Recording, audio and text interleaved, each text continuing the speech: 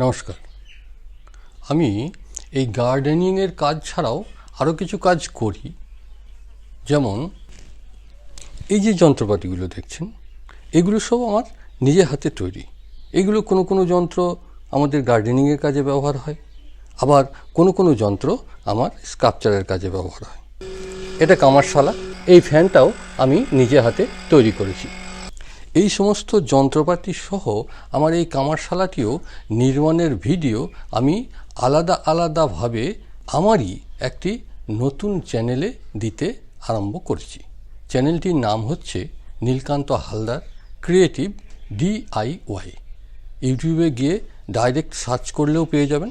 তাছাড়া এই ভিডিওটিরই ডেসক্রিপশন বক্সে ওই চ্যানেলটির লিঙ্ক অ্যাড্রেস দিয়ে দিচ্ছি। সেই লিঙ্কে ক্লিক করেও আপনারা সেখানে যেতে পারবেন। ওই চ্যানেলটিতে গিয়ে ওই চ্যানেলটিকে সাবস্ক্রাইব করে রাখুন এবং সেই সঙ্গে বেল আইকনটিকেও প্রেস করতে ভুলবেন না। নমস্কার। এটি একটি পাকুর গাছ। প্রথমে গাছটি অনেক লম্বা হয়ে গিয়েছিল, তারপর ওই ডগার অংশটা কেটে দিয়েছিলাম, নিয়ে ওই কয়েকটা শাখা বেরিয়েছিল। তারপর ভাবলাম গাছটাকে একটু বাঁকিয়ে দিই। সেই হিসাবে যখন বাঁকাতে গেলাম তখন এই গোড়ার থেকে কিছুটা উপরে ভেঙে গেল 20 দিন আগে। তারপরে অ্যাজ ইট ইজ ওই অবস্থায় একটা তারকে টান দিয়ে রেখে দিয়েছিলাম। এখন দেখুন ওই ভাঙা অংশ থেকে লাল লাল ছোট ছোট রুট বেরোতে শুরু করেছে, শেকড়। এদিকে দেখুন বেশ কয়েকটা দেখা যাচ্ছে, ছোট ছোট সরু সরু। আর সেই সঙ্গে নিচের অংশ থেকে এইদিকে একটা কলি বেরিয়ে এসেছে। আমি চাইছি এই রুটগুলো যাতে লম্বা হয়ে নিচের মাটিতে গিয়ে গেঁথে যায়, সেই ব্যবস্থা করতে। তাই গাছটা যাতে ওই অংশটা মাটিতেই আছে এটা মনে করে, সেই ভেবে নারকেল ছোবা দিয়ে পুরোটাকে ভালোভাবে ঢেকে দিচ্ছি এবং তার দিয়ে শক্ত করে সেই নারকেল ছোবাগুলোকে বেঁধে দিচ্ছি। শুধুমাত্র আমার অভিজ্ঞতা করার উদ্দেশ্যেই এইরূপ আমি করেছি। এই অবস্থায় নিয়মিত জল দেওয়ার সময় উপরের নারকেল ছোবাগুলো পুরোপুরি ভিজিয়ে ভিজিয়ে দিতে হবে। এটা যখন করছি সেটা হচ্ছে বর্ষাকাল।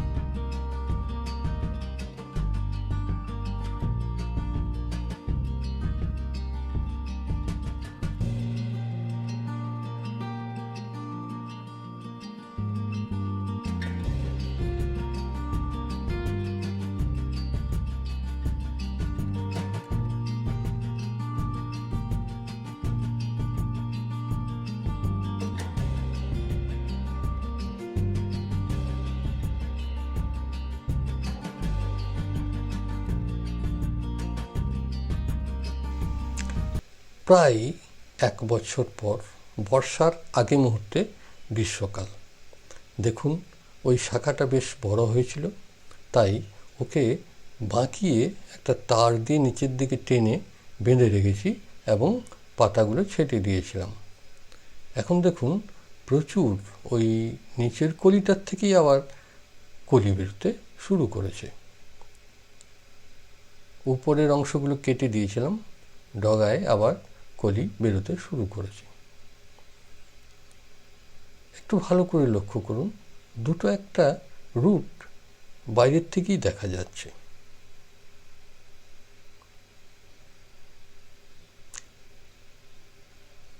আরও 1 বছর পর, অর্থাৎ গাছটাকে নারকেল ছোবা দিয়ে বাঁধার পর থেকে মাঝে একটা বর্ষা পেরিয়ে গেছে, এটা দ্বিতীয় বর্ষা।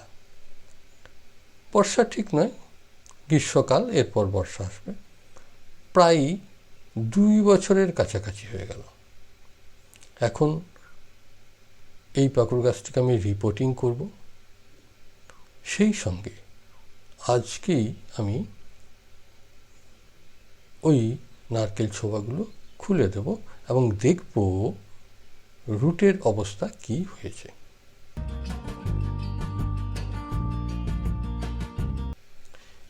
এর আগে আমি কিন্তু একদিনের জন্য খুলে দেখিনি, এটাকে অ্যাজ ইট ইজ এই অবস্থাতেই রেখে দিয়েছিলাম। এটার উপরে খুব বেশি কৌতূহল দেখাতে গেলে চলবে না। মনে রাখবেন, যে কোনো কাজ করতে গেলে ধৈর্য ধরতে হবে। এখন দেখা যাক কি অবস্থায় আছে। গোড়াতে আমি বনসাই শৈলী ব্যবহার করলাম।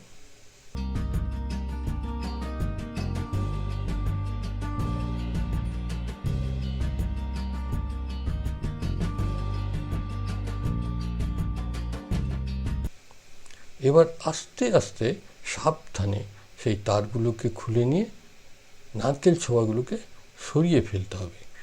দেখতে হবে নারকেল ছোবার সঙ্গেই অনেক রুট জড়িয়ে থাকবে, সেগুলো যাতে কোনোভাবে নষ্ট না হয়ে যায়, সেই দিকে লক্ষ্য রেখে খুব সাবধানের সঙ্গে নারকেল ছোবাগুলোকে খুলে নিতে হবে।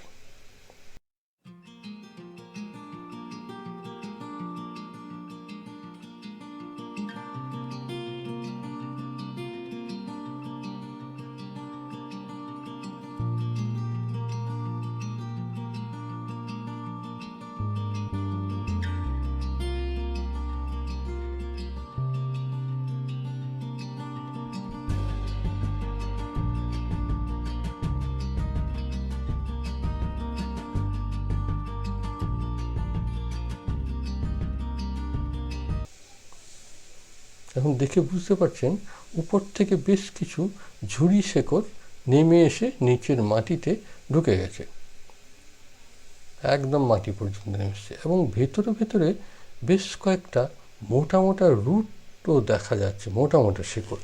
খুব ভালো করে লক্ষ্য করে দেখুন, ভেতরের থেকে বেরিয়ে এসে মাটিতে সরাসরি গেঁথে গেছে, খুব সুন্দর লাগছে। এখন বোঝা যাচ্ছে যে চাইলে এইভাবেও পাকুড় গাছের ঝুরি শেকড় বের করা যায়।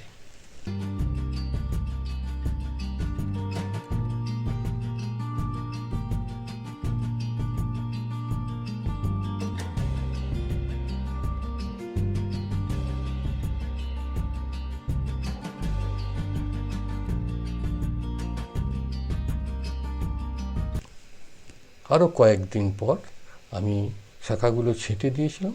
এখন দেখুন ডগা থেকে নতুন নতুন কলি বেরোতে শুরু হয়ে গেছে।